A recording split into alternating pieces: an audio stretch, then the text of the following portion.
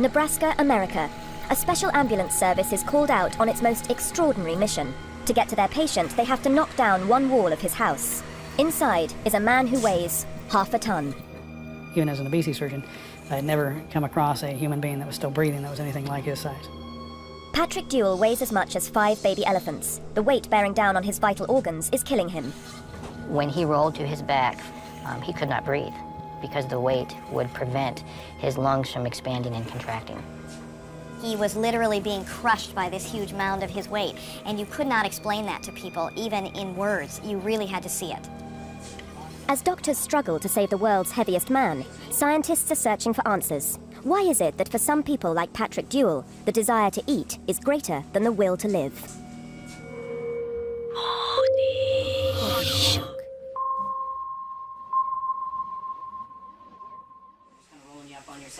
After 7 years of being trapped at home, Patrick weighed 76 stone, and his body was deteriorating dangerously. You can't roll me up onto the side though. Okay. We noticed that he had a lot of weeping tissue, which means his skin had stretched beyond capacity and that the fluid from his body had basically seeped out and saturated the sheets. He had blood and or fecal matter on his hands, under his fingernails. For months, Patrick had lain face down, waiting for his life to end. He had to have the TV on all the time, 24 hours a day. And I always felt that he had that TV on so that even if he was sleeping, that sound was there and he knew he was still alive.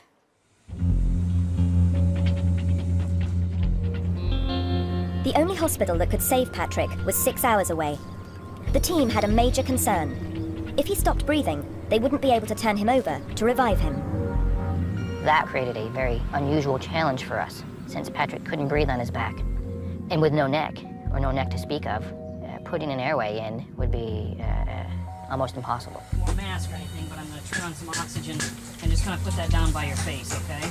Patrick told me right to my face, he said, "Dad, I think I'm going to die." And I couldn't lie to him. I said, "Pat, you might."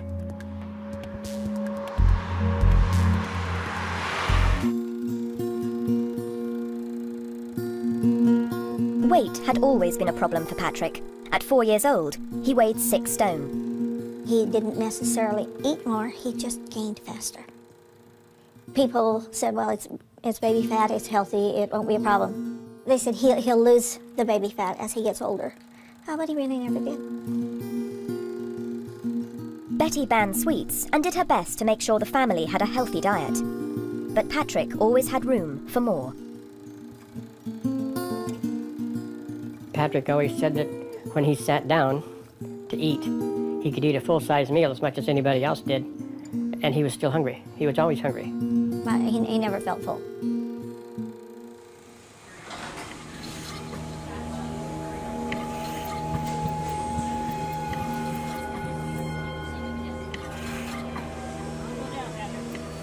Patrick made it to hospital, but by now he was drowning in his own fluid.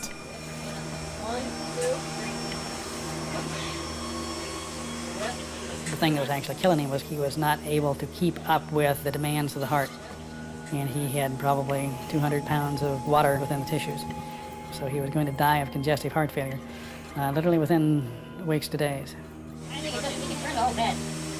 Patrick's obesity was way beyond what even experts had seen. 30 stone is considered to be medically life-threatening, and Dr. Harris was stunned to find a patient who weighed more than double that. At the time I first met him, he was advertised as being in the 800-pound range. It was clear when I took one look in the room that this was something way over that, and that this was something that you don't see but once in a career. Patrick, is this a good position for you? Is that? Is this a good position for you? Okay. 14 stone of Patrick's weight was fluid. Dr. Harris knew it would go quickly on a crash diet, but he couldn't starve him. Patrick was suffering from malnutrition. Lots of people think because you're taking in all these calories that you're going to be well nourished, and the answer is no. He was taking in lots of calories, but he was not taking in high quality calories. Lots of fats and lots of carbohydrates.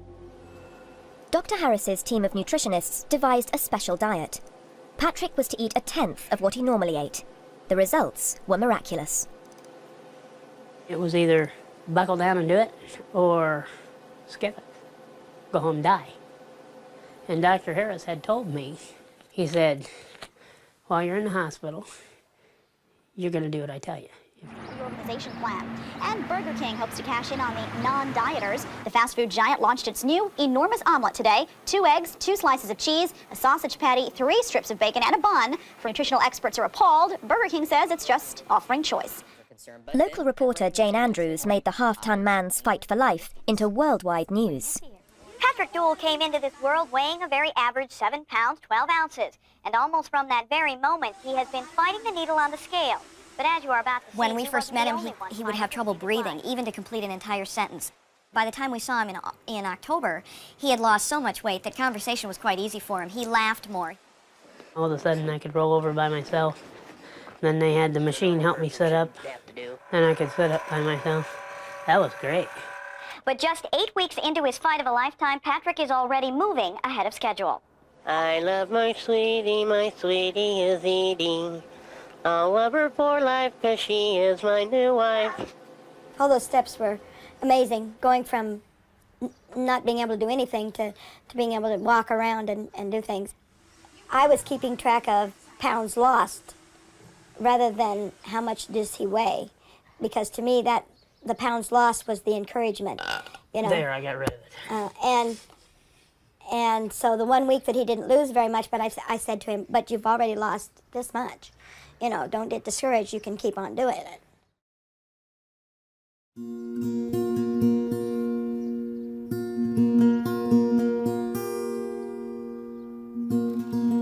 Before Patrick met Edie, his only date had been at a school prom when someone lost a bet. After years of being on his own, he put an ad in the Lonely Hearts column. I knew that I was going to marry her the minute she walked in the door. She was gorgeous. Fat, 40, and short, but he thought I was Just gorgeous. the way I like them. So you weren't put off by his size? No, because I looked at this much of him, and I talked to him, and I saw the personality, and I saw the fun-loving person, and I saw the intelligent person, and I think we even talked about music, didn't we? Mm-hmm. Edie was Patrick's first and only girlfriend, but their marriage has never been consummated. We don't have a sexual relationship. We're looking forward to one when he gets his weight down, but there has not been one.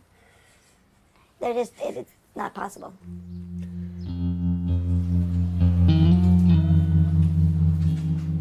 After 4 months of being on a crash diet, Patrick was nearly half his original weight. But Dr. Harris knew from experience that compulsive eaters like Patrick leave hospital and can put all the weight back on.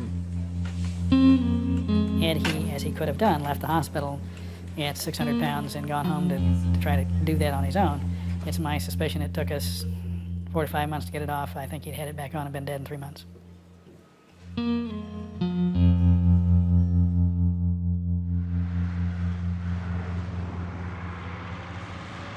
When Patrick Deuel was rushed to hospital, he weighed 76 stone. His only chance of survival was a strictly controlled diet, but he still tried to break the rules. When family and friends would come, they had to kind of be frisked by the nursing staff to make sure that there was no contraband. And he would negotiate. If he could con some student nurse into bringing him a real Coke, away we'd go. Dr. Harris decided there was only one way to stop Patrick overeating, an operation to reduce the size of his stomach. In gastric bypass surgery, the surgeon uses a row of staples to seal off most of the stomach, leaving a small pouch on top.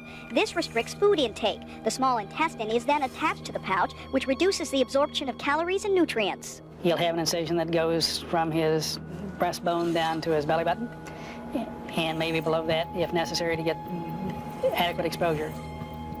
Patrick's stomach would be reduced to the size of a thumb. It simply wouldn't be able to take in large amounts of food anymore. The stomach on the morbid obese typically is much bigger than the stomach on the normal. Why? Because you eat enough food that you stretch it all the time, and in Patrick's case, it was huge. I could have probably got 3 quarts, 3 liters into Patrick's. So he had this huge storage capacity where when he came across pizza, he couldn't just eat X number of slices, he could eat 3 times X number of slices that you might be able to eat. Well, Patrick, how you make it out in there?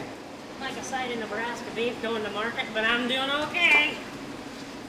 Today, after 6 months in hospital, Patrick is going home. At 44 stone, he's nearly half his previous weight. Now it will be up to him and his wife Edie to fight his urge to overeat. I need you over here. with us buying what he says he wants for meals and only having that in the house, no chips, no, the extra things, which I don't eat anyway, I think we can do it. But Patrick is still at risk. Although his stomach is tiny, if he eats continuously, he'll put the weight back on. It's not a risk, it will be a fact. If Patrick goes back and grazes, the unfortunate reality is he'll not only regain the weight, but he'll probably regain it faster than it was taken off in the hospital environment. So if that happens, he'll go back into congestive failure, he'll drown in his own secretions, and he'll do it reasonably promptly if he has uncontrolled intake of calories. Patrick has been given strict instructions on what he can eat. The new regime will be a challenge for Edie too. Their neighbours remember how she used to feed Patrick his favourite foods in bed. Restore unto me. There was times when he had snacks laying on that headboard of his bed and stuff that probably a man in that condition probably shouldn't have had. Cinnamon pinwheel things or pecan twirls or whatever they call them sitting up there. When he said, I want this, if it was in my power and in the grocery budget, I got it for him. Partially because he couldn't get out and go do things himself. You need to be there and support and love and concern and show in the way that he understands that you care. I think we got 3 there. Oh, yeah, okay. When Patrick married Edie, he already weighed 50 stone. After 10 years together, his waist had expanded to 7.5 feet. I hadn't realized how bad he was. I knew he was this big, but I hadn't realized how bad it looked until I saw these pictures. I think Edie actually has a really, really deep love for him, but I think sometimes love can be blinding. In that situation, it needed somebody that was strong enough to say no more. I even caught myself thinking one day, well, how's that any different than assisted suicide? When you got married to him, why didn't you just take him in hand? Why didn't you say, I'm going to put you on a diet, I'm going to get you healthier? He would have still said, well, honey, I need chips. Easiest way in the world to alienate me is to tell me not to do something or tell me I can't do something. I'll rip you to shreds. Mm-hmm. Now Patrick's food choices are limited. 3 months after leaving hospital, he's feeling the effects of having his stomach reduced. Everything makes you sick. You can only eat 1 ounce of something every 20 minutes. And depending on what they give you, if your stomach decides you can or can't or will or won't take it, you could put something down there and throw it right back up. Patrick has lost weight by eating less, but he insists that even when he was supersize, he never ate more than anyone else. When Patrick was really big, when he was, over 1,000 pounds, how much was he eating then? I keep thinking from the way you're asking the questions that you keep expecting her to say, oh my God, he was eating half the refrigerator a day, we had $1,200 a month grocery bills, stuff like that. That wasn't the deal. We're talking genetics here, we're not talking volume. And really, Genetics means that when you have weight to lose, it doesn't want to come off regardless of what you eat. Dr. Harris thinks Patrick's metabolism is the same as anyone else's, but he believes Patrick was driven to eat huge amounts. Just to maintain his weight of 76 stone, he must have eaten 15,000 calories per day. That's 15 large pizzas. Even as a young man, if you'd followed him around for a day with a video camera, he and his parents both would have been at odds to how many times he really went to the refrigerator. It might not be greed that is driving Patrick's huge appetite. For years, scientists have been searching for reasons why people overeat. In 1995, they identified a gene that could be responsible. The difference between these mice was a gene that produced a single protein hormone in the brain called leptin. The mice without it were always hungry, overate, and became obese. Same environment, same capacity for exercise, same access at water and food, and yet you've got this one mouse, same as his cousin, except for one little genetic focus, who's now morbidly obese, and his genetic cousin is a normal mouse. Since then, scientists have gone on to discover many other genes that seem to determine our desire to overeat.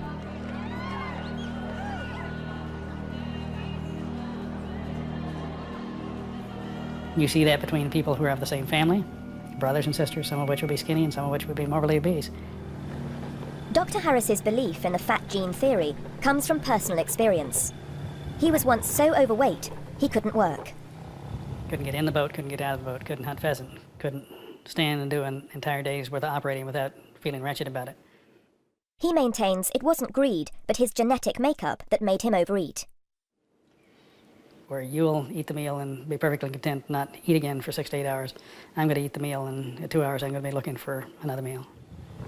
Dr. Harris was so desperate to stop overeating, he decided to have his stomach reduced. He's convinced that it takes more than willpower to eat less if you have the fat gene.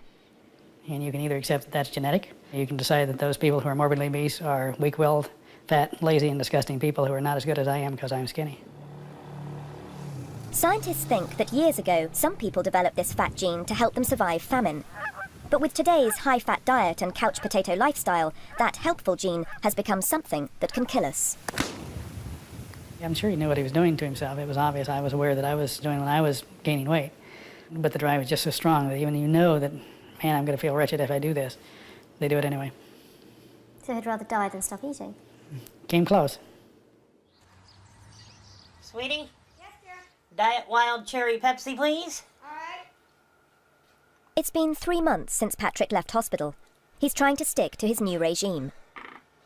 So is Patrick on a special diet? As far as a special diet is concerned, no, there really isn't one. Just the amount of calories intake is mainly what we're watching. And so how many would be in that breakfast, do you think? Have no idea. There are only a handful of people in the world like Patrick who weigh over 60 stone, but the numbers are getting higher. More people than ever are eating themselves to death. Why? Because we're compulsive overeaters. We have not learned to establish our priorities when it comes to food. Rosalie Bradford ate her way into the record books. At 85 stone, she was 10 stone heavier than Patrick at his biggest. Even those close to her didn't know how much she was eating. I have so many tricks that it would just make you laugh. I had this one big furry, fluffy dog, and Bob would be cooking dinner, he'd bring me my food, and I'd wait a little bit and I'd yell, "Darn you, dog, what'd you do that for?" So I would pretend the dog took my pork chop or my chicken leg or something, and I had it anyway. So Bob would bring me extra and I'd keep that for a little bit later. But you know, addicts, alcoholics, we're all liars. Rosalie weighed 25 stone when she married. After her son was born, her weight went up. It finally hit 85 stone when she was confined to her bed because of an illness. I ate nonstop, and then you'd just be so incredibly inactive. Did you realise that you were getting so much bigger? Yes, I knew I was getting a lot bigger because the spot where Bob had to sleep was getting a lot smaller. Yeah. Did you look in the mirror at all? I didn't get out of bed for almost 10 years. Rosalie's compulsion damaged the lives of everyone around her. Little Rob was too embarrassed to explain why his mum never left the house.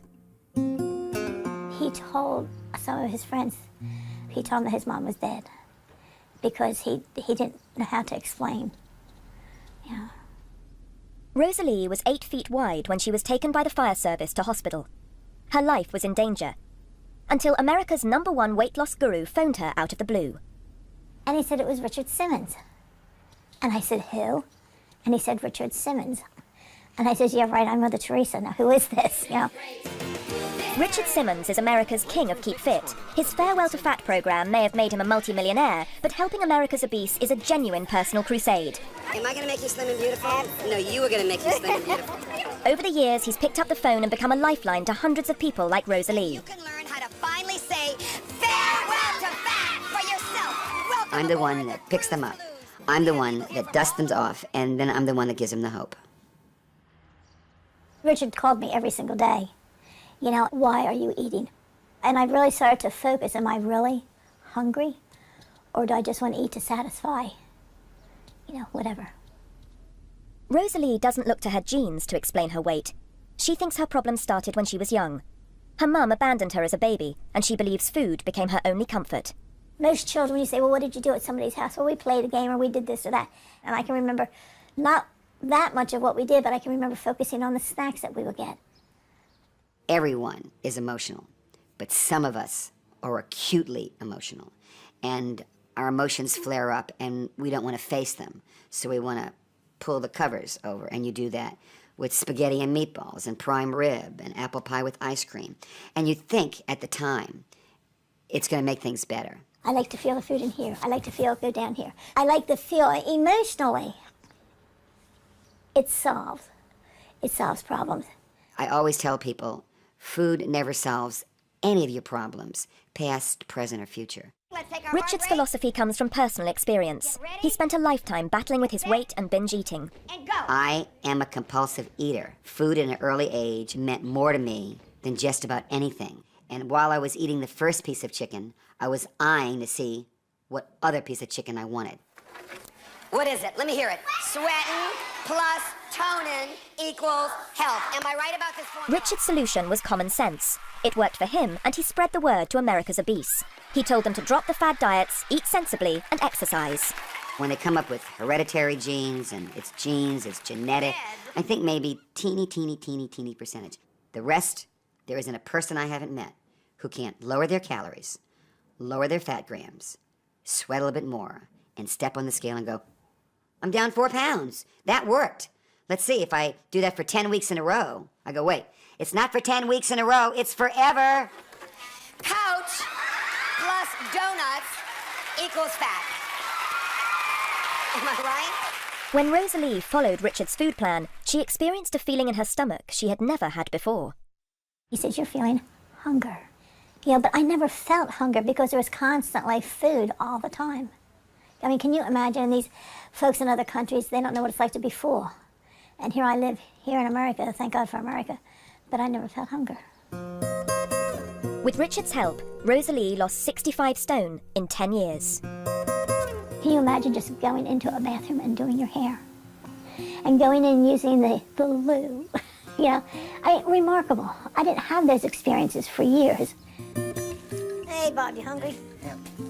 Supporters of the fat gene theory are convinced that people like Rosalie are trapped in a cycle. If they lose weight, they'll always put it back on. If you come back in 5 years and she's still off, then I challenge you to come back at 10 years, and then I challenge you to come back at 15 years. And I guarantee before she dies, she'll fall off the wagon. It would kill me. I'm just sure it would. You know, if God cut me a break, I don't want to be a fool and screw it up. I see somebody, they lose 50 pounds, and then I see them 6 months later, and they gain back 50 plus 60. Fat gene or not, Richard Simmons believes there's only one way to fight obesity. We're going to go over some of these formulas right now, and I want to see if you can relate to any of these formulas, okay? Just let me know. But it can be tough. C plus D. This is a death sentence. This is hell. When I die, I know I'm going to heaven because I've done my hell time.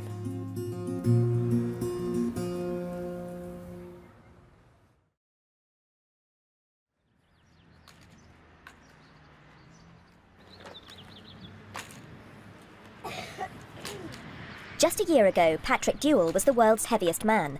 His doctors were worried that once he left hospital, he'd put all the weight he'd lost back on. But he's lost even more. I'm starting to sag and bag in a lot of places, but I'm getting thinner. We can see his bones. His hands aren't as big as they were. I mean, they're still large hands, but they aren't as big as they were. And his face, you can see his face has lost weight, and his shoulders. Patrick was trapped in his house for 7 years. Now Edie can show him the town he lives in, but had never seen. We went past the church that I go to, and we went past the pharmacy, and we went past the place that I worked during the summer last summer, and the places that I go to all the time and he knows about, but he'd never seen before. Patrick seems to be winning his battle. But long-term success stories are rare in the world of the super obese. Well, chubbies, be of good cheer. We're going to meet a 37-year-old New Yorker who a couple of years ago was given only a week to live. He weighed 64.5 stones. Michael Habranko is famous for one thing. He's lost more weight than any other man. In 19 months, he lost 50 stone and became a worldwide celebrity. So let's meet the remarkable Michael Habranko.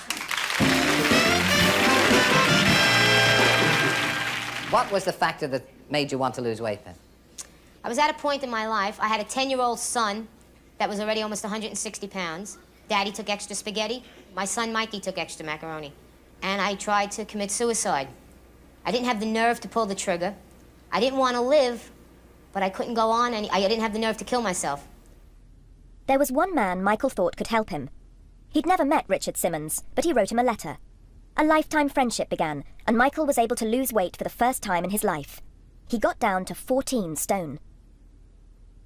I watch what I eat, I follow my program, and I do a lot of physical. I just keep very active. But don't you miss the food? Oh, all the time. All the time. I am still addicted to food, but I like myself more now. I like the freedom. I like the ability to be my own person. Never again. Life is too worth it. I love living. It wasn't just Michael's body that changed. He started to behave differently too. If I tell you that I actually didn't like his personality as a thin man, you might think I'm crazy, but I felt that he became very self-centered and things like that. It wasn't the best time in our lives. Michael even won himself a role in one of Richard Simmons' fitness videos. It seemed to the world he'd kicked his habit, but those close to him suspected otherwise. Michael did not recognize the new Michael. You go from a man who's housebound to a man dancing and stirring in a video and having his own motivation classes, but along the way he drifted. All of a sudden I had women that didn't care that I was wearing a wedding band. And my poor wife was going through hell. But Madeline needn't have worried. The temptation of food proved far greater for Michael than any temptation of the flesh. A half hour after I hit 198 pounds, I went out and celebrated and had 4 Frankfurters. I hadn't had a Nathan's hot dog in 19 months. And loving the hot dogs, I went and had 1, thinking I could eat 1. 1 turned into 2, 2 turned into 3, 3 turned into 4. And you can't have a hot dog without French fries. And you can't have French fries without the melted cheese on it. So that's where it started. And this is where it ended. 7 years after his Wogan appearance, Michael was forklifted onto a stretcher for transporting killer whales. Every time I slipped, when normal people would gain 5 pounds, my binges would be 20 pounds. I mean, if I sat down and ate pork chops, I would sit down and eat 24 pork chops. Hot dogs would be 20 to 22 hot dogs for dinner. If I had breakfast, it would be a dozen scrambled eggs. When Michael was taken to hospital, he weighed 5 stone more than he'd ever been before. Now he was over 70 stone. Don't make it like a spectacle. Let people understand that this is a disease and that people are dying from it. It's the #1 secondary cause of death in this country. Please, it's not a circus act. I eat out of boredom. I eat whenever food is around. I think of food when there's no food around. I think of food constantly, 24 hours a day. I have gone through all kinds of psychoanalysis. If I could find out the answer, I have been searching and searching, and I will continue searching until, if this disease gets the best of me and takes me to my grave. Portion it out before you sit down. If you open this bag and start eating from it, you will finish the whole bag before you know. Right. You don't want to belong to the Finish Your Plate Club. Once again, Michael was desperate to find help. His search led him to a unique rehabilitation center in New York. Brookhaven specializes in treating morbidly obese people. If there is a fat gene that exists in my patients, it's not reversible today. There is no cure for it, but it is treatable. Okay, ready to stand? 1, 2, move forward. Come on, come on, come on. Grab the walker. Grab the walker, come on. Many of the patients at Brookhaven have been trapped in their homes and haven't walked for years. You gotta work through the pain. So, Sometimes you gotta do that. Rob Coleman founded Brookhaven when a friend of his died of morbid obesity. He believes that his patients have one thing in common. Every one of them, 100%, they're food addicts. They are addicted to food. It's no different than drugs. It's no different than alcohol. good job. Sometimes it's hard to get the patients to understand that they're addicted to food. Take a deep breath. Most of the patients who come in here are in denial and don't understand why this has happened to them. What's wrong with me? How did I blow up like this? The answer is that you've been consuming too many calories over a long period of time and you don't exercise. Per serving, 100 calories. The patients are taught the simple mathematics of getting thinner. They just need to burn more calories than they consume. And how many calories is the whole liter then? 800 calories in that bottle. It's extremely important to learn how to read labels. You could drink 4 or 5 of those. No problem. Throughout the day, without a doubt, with some ice. And what do you do now? Now I do not. I stay away from that. I try to drink more diet soda. I try to drink more water. Coffee, tea, things like that. So if I ate about 50, I have one resident who likes oranges. He can eat a tremendous quantity of oranges. Oranges are healthy for you. He doesn't understand. I eat oranges all day, every day. Why am I gaining weight? You eat 45 of anything and you're going to gain weight. After losing 21 stone at Brookhaven, Michael Habranko thought it was safe to go home. But it was too big a step. Once again, he was unable to stop eating. I had to be on my own, and I had to eat. And I did all right the first day and the second day. But then there was the holidays, and there was this, and there was a little slip here and a slip there. How successful would our alcoholics be if they had to have a drink every day? Just one. How successful would a heroin addict be if he had to take a little heroin every day?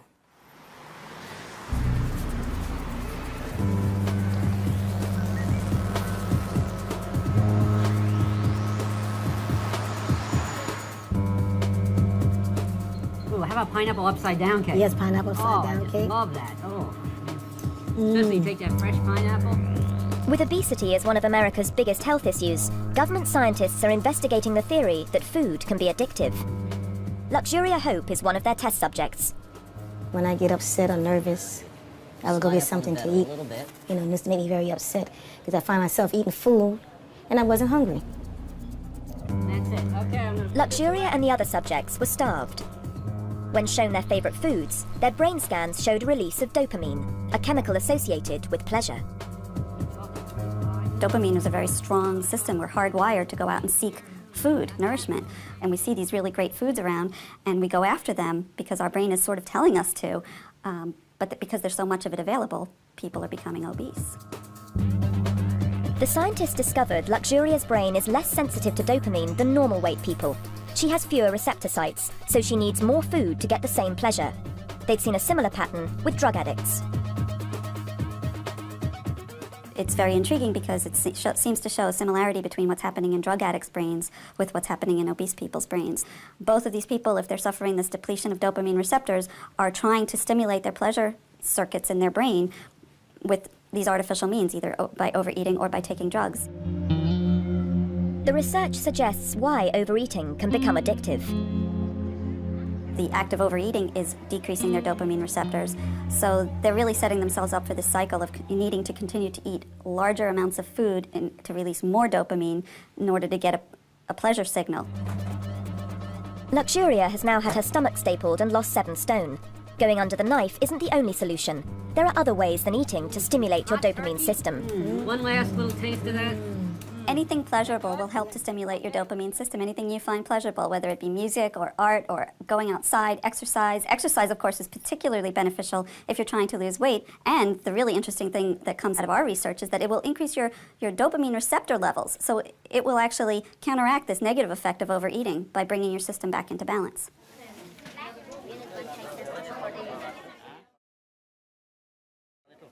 Fat gene, addiction, or a combination of both. As scientists make new discoveries, the patients at Brookhaven struggle daily with their compulsion to overeat. Richard Simmons is proof that it can be done. For many, he's become a close friend. Today, he's putting in a personal visit.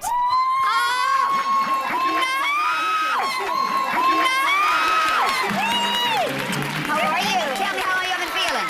You get over here. Hello! You know why you got like this? Eating. How much have you lost now? I've lost 330 pounds. 330 pounds. Now that you lost weight, I mean, look at your legs now. What would be the word that you describe yourself as now? A new life. A new life. Younger. Younger and Yes. cuter. Oh, thank you. There's one person that Richard really wants to see today. He knows his friend and one-time star pupil is in trouble. Mets won. Yeah, 7-1. They whooped your team. Michael has decided to stay at home. Even though he's put on weight, he doesn't want to leave his family to go back to Brookhaven. When it's time, I will go back. I don't know when that time will happen.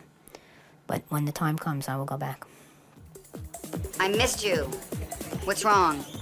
How long have I been calling you and talking to you on the phone? How long? How long? 16 years. And you're breaking my heart. Do you want to break my heart? I want Michael to come back. I think he needs to come back. I think that if Michael doesn't come back, he'll die. And I know he does not want to die. And I know his family does not want him to die. And we don't want him to die.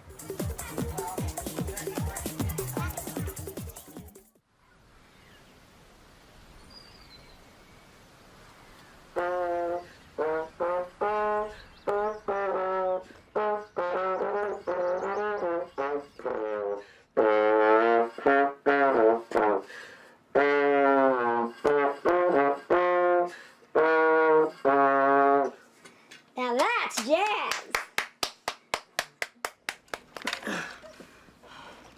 Patrick Deuel, once the world's heaviest man, is returning to hospital to see how much weight he's lost. This is the first time in 7 years he's been fit enough to make a long trip with his wife Edie. I'm sweating like a horse. I see leaves of green. Fort Niobrara Wildlife Refuge. Red roses too. I see them bloom for me and you. And I think to myself, what a wonderful world. I'm looking forward to when you can sit up and look out the front window and see what's going on. Oh, hurry, hurry. What a porker. Well, what can I say? How was your trip? Oh, it's pretty good. When Patrick left hospital 6 months ago, he was 616 pounds. That's 44 stone. Dr. Harris will be pleased if he's maintained that loss. Over a little bit, you'll have more room to your left. Balance. Yep, go right ahead. Ready? Okay. See it? It's switching between 499.6, 4, 2, 8. 499 for all intents and purposes. Sounds good to me. Patrick has lost another 120 pounds. That's 9 stone in the 6 months he's been at home. Even so, his weight is still dangerously high at 35 stone. It's excessive in terms of the rest of the world.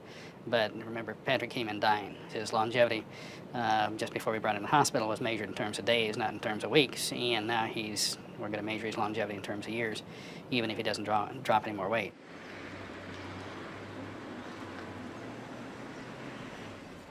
Since his weight loss, Patrick's life has changed dramatically.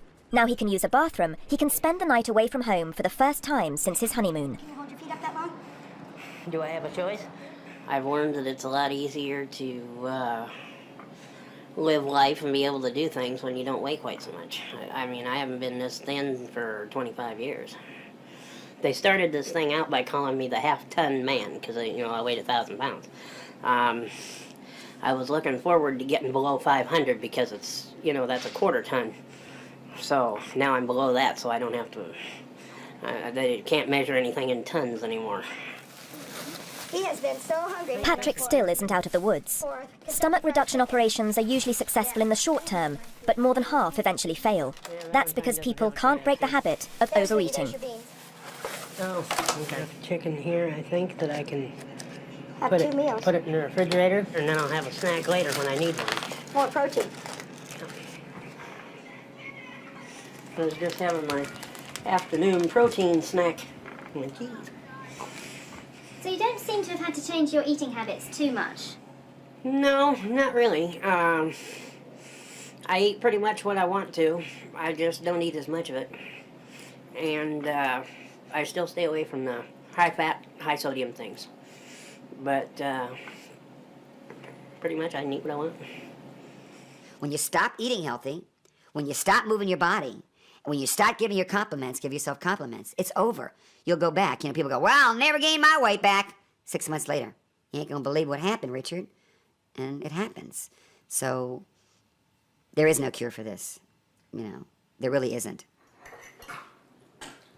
This is an epidemic now in the United States, but it's rapidly coming in the European Union.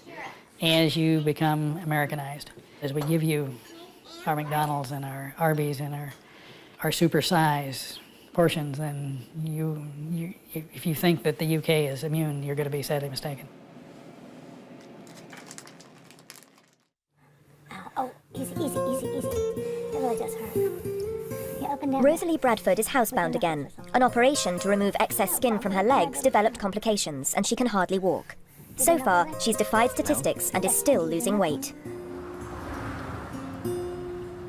So I say we don't buy it no more. Michael Habranko has still not readmitted himself to Brookhaven. Seriously. His struggle with food goes on. You don't think I'm in physical pain? You don't think I'm scared? Of course I am. I'm human. But if you dwell on it, you know. And you know what? I got up today. And there's so many people I've met in the last 15 years that didn't get up today, that are underground right now. So I'm a pretty lucky guy.